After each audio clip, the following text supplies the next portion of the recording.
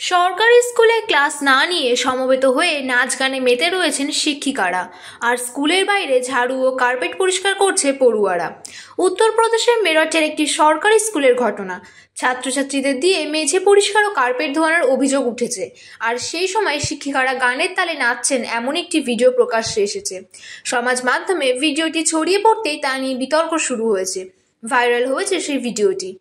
Viral হওয়া সেই ভিডিওয় প্রথমে দেখা গিয়েছে 90 দশকের একটি জনপ্রিয় গানের তালে নাচ করছেন হলুদ শাড়ি পরা এক শিক্ষিকা। পরে তার সঙ্গে যোগ দিতে দেখা যায় আরও অনেককে।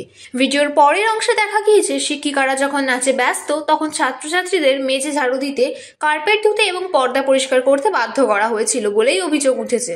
সেখানে দেখা গিয়েছে একজন পড়ুয়া ক্লাসে না গিয়ে স্কুলের পরিষ্কার পরিচ্ছন্নতায় ব্যস্ত। তার পাশে দাঁড়িয়ে দুই শিক্ষিকা পড়ুয়াকে নির্দেশ দিচ্ছেন।